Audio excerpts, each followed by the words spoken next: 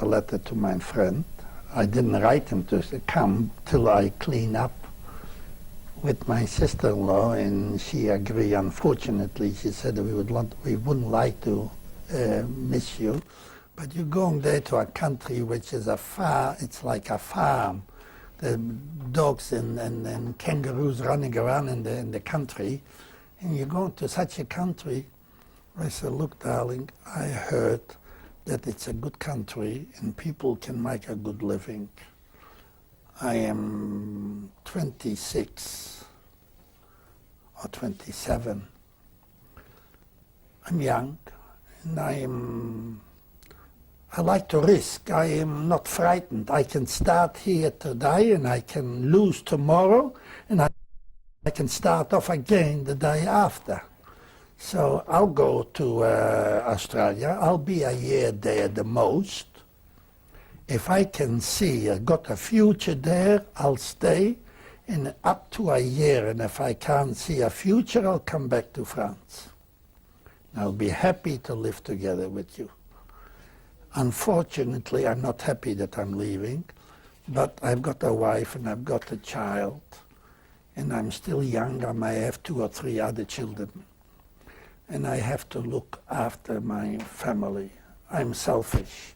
I know my brother is also selfish. He wants to have me with him, and I would have loved to be with him, but I got to look for myself.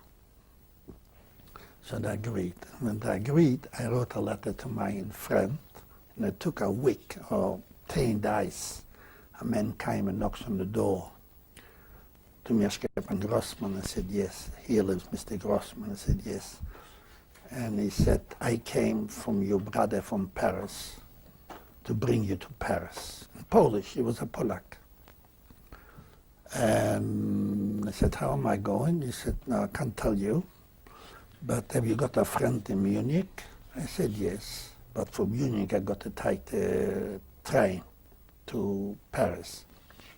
I said, yes, I've got a friend. He said, how long will it take you to liquidate? I said, 2 days. I don't worry about anything. I leave everything what's going on. I don't worry about it. I'm very fast. I'm fast. Even today, I'm fast. I decide in a second, yes or no. I run quite a good business, and I buy the way, and I sell the way fast. Everything got to go. I make decisions very fast.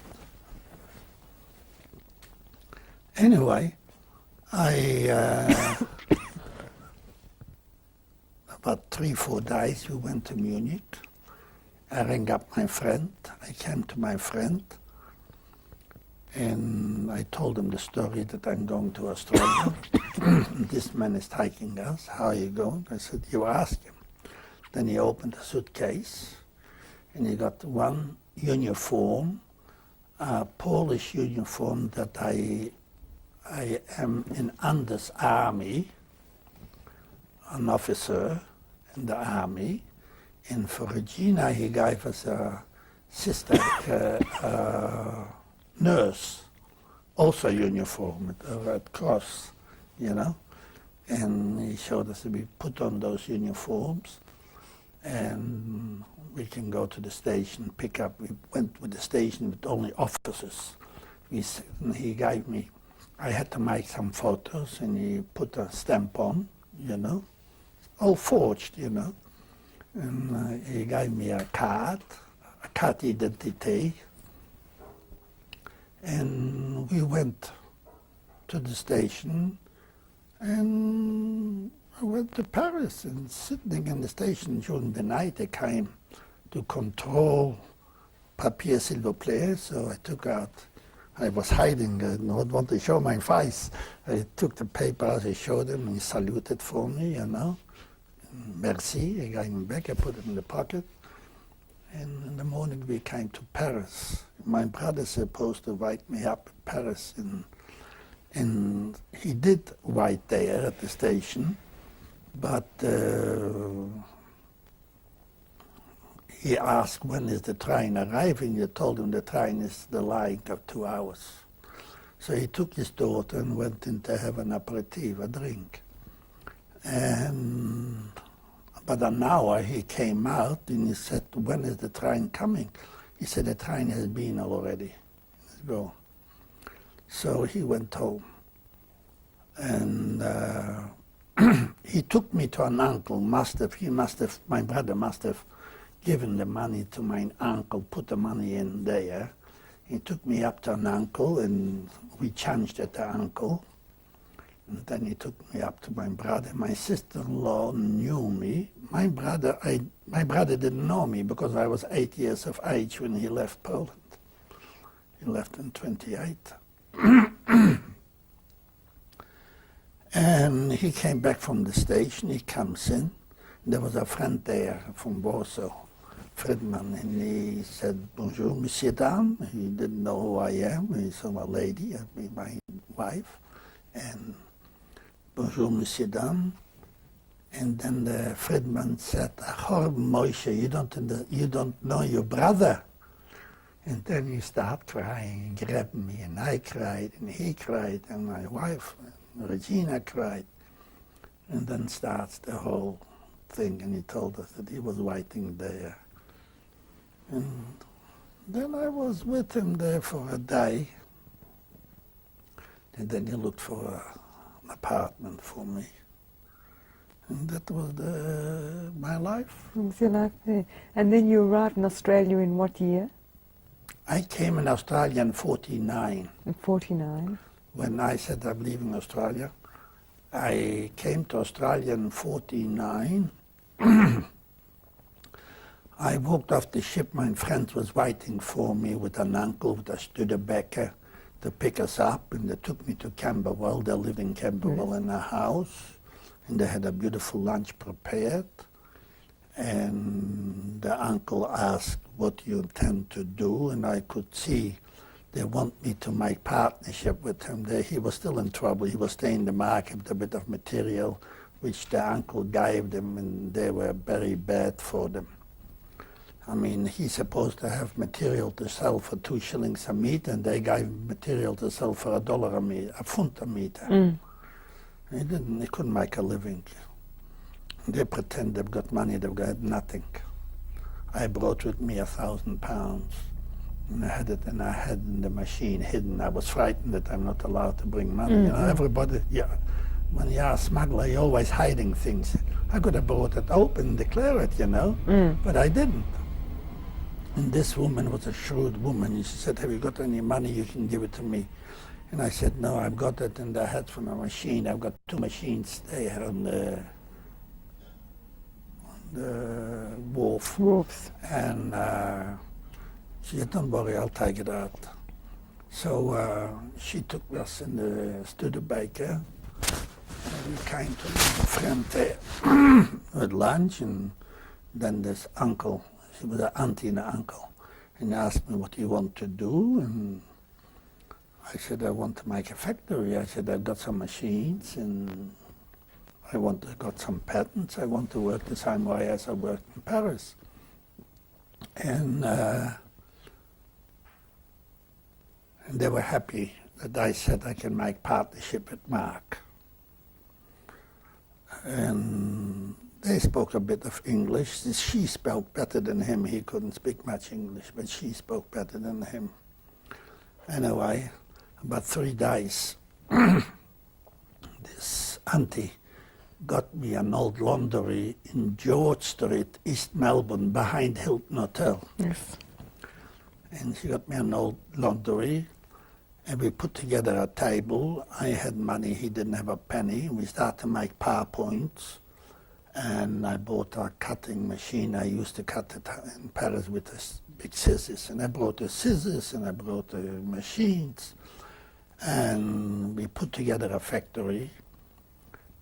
And I had 2 machines. I got somebody else, and now, but I made samples. After 3 days, I had a factory. I started to make samples. I went to a warehouse, and he promised me the world. He thought the work is fantastic. How much you want? I said, whatever you think is right. He said, £1 for a jacket. I said, all right. So I made him the samples. Takes a day, 2, 3. He said he sent me a stack of material. Material didn't come. So I said to we bought an old Chevrolet car, and I said to him, Mark, do you know where we can get material? He said, here in Collingwood is a factory. And they get material. I went there to the factory. I bought 5 pieces of fabric, 5 different colors. And I knew fabric from home even. And start to come back and start to cut and start to machine. When we made about 40, 50 garments, he took it with her in the car and they went out to sell it. In about a half an hour, he came back. I said, Mark, what's happened? He said, everything is sold. And he went into some shop and he took in 12 garments and she took it and he said an invoice. He said, I've got no invoice. When you come, I said, what money? So she gave him the money. He said, when you have any more, you bring it. So he said, I got some more in the car. I said, bring how many? He started to stutter. He didn't want to say that he got still. So he said, bring in the lot. So he brought in, she paid him, and he came back. So you were building, that's how you were building up your business? That I built up my business, and then I bought another machine, and we started to work. My wife worked, and I worked. We worked from about 6 o'clock in the morning, and my wife had a child. She went home early. He was already 3 years. He went to kindergarten. Then we had a lady, she took him home. And on the way, my wife went home about 5, 6 o'clock. And I said, I'll be home about 7, 8. About 10, 10:30, she rang me up. When they're coming, the potatoes are already 10 times cooked. I said, I'll be home soon. That's how it started. Now tell me, is there anything you would like to say, or anything future generations, for your children, any comment you would like to make? My children? For now, anything after this experience, after your experience in Australia, is there anything that... I mean, we worked hard. We brought a child here, and we couldn't afford to have another child after 6 years. 1954, he was born in 47. In 54, 53, we decided we should have another child. We shouldn't have one child. And we had this other boy when it was in 1954. And the kids went to school. We went to work. My wife went to work with me. She worked hard the same as I did. And we didn't have an easy life. We worked. And we brought up the children who were very, very beautiful, dressed, well respected, well behaved, not like the kids of today. And that said something. This was saying what Mom said was saying. Nothing was going wrong. The children done exactly what they were told to do. When my boy went later on, the younger one was in Beitar, and he went canvassing for children. He came into a house, and the mother said to him, and he said, we would like you, child. I am from Beitar. And he said, what is Beitar? He had an organization. We training children to go to Israel and this and the other. And she called, Johnny, come in. And he was about a kid of 6, 7. Johnny came and he said, would you like to, this gentleman came from Beitar, he's a Jewish organization. You play and you sing and you this. Would you like to go there? He said, no, I don't. See, he doesn't want to. So he said to this lady, he said, my father never asked me whether I want to go. My father said, you go, and I went. But a child of 6, 7, can you ask him, would you like to go or not? You should tell him whether he should or he shouldn't. I said, I can't tell my child what to do. So this was his job. But my children were very well brought up. They're still up to date. The respect for father and mother is the highest. We got 2 daughter-in-laws. We got 5 grandchildren. Wonderful. They're all happy. Oh, wonderful. I built up beautiful homes for them. We worked all together. My oldest son will be 50 in August. He worked with me, or I work with him now. You work with him. Is there a message you want to give to the family? One last message. Today I shouldn't live through what I lived through. I would not like to live to this time. Today I should live through what I lived through. As long as I will live, they will not think, unless something will come in the world. But as long as I will live, they will live a comfortable life, as they do now. All right. Thank you, Mr. Grosman. It's been a great Thank interview. you for your interview. Very wonderful. I'm sorry I broke down. No. Okay? Okay. Yes. Now, number 1 is my wife, is number 1. Number 2 is my son, Philip, his wife, Pauline, my older grandson, Mark, Danny, the younger, the little bit of a julik, but he's a nice fella. Then here's my second son, Alan. His wife is Diane. And this is my only girl in the family. Princess. This is my princess, Ilana. And this is Eddie, my Adam. And this is my little Julik, Jolly. This is the family, thank goodness. And we are all happy. Great. All right? Okay. So I'm sorry. I'm sorry I couldn't. I'm sorry I can't introduce any more because they didn't want to have any more children. So Thanks God for we're happy with the family the way it is. You're doing well. Thank you. All right, Mr. Grosman, this photo in front of you here. This is my wife and I when we got married in 1946. It was a beautiful wedding. She was a gorgeous girl. She is still.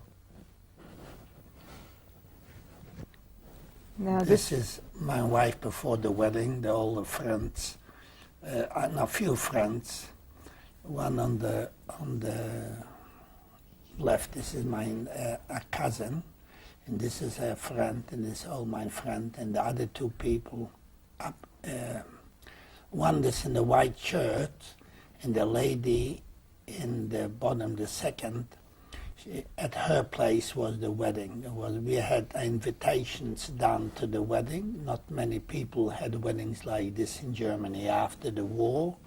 I was a good organizer, and we organized a fantastic wedding. Some people were not like in another place that they didn't have any weddings. The other part invited the whole town. We didn't invite the whole town. It was served beautifully, and we had a beautiful wedding. Nobody having eaten for 5-6 years the food what I've eaten on this wedding. This is my gorgeous bride. She doesn't look very happy, I don't know why. I thought she would be happier. But we were in love and she should smile, but she doesn't. This is the wedding with the people which were invited. We put them all together and all standing. I was there on the top with my darling. It was wonderful. Probably a half of them, they're not alive anymore.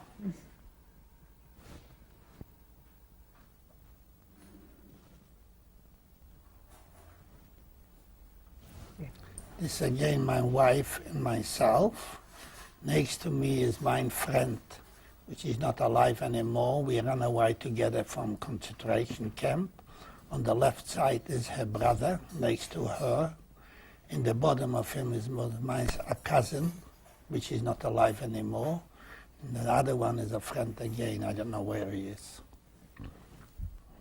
But at that time they were our nearest. That's it.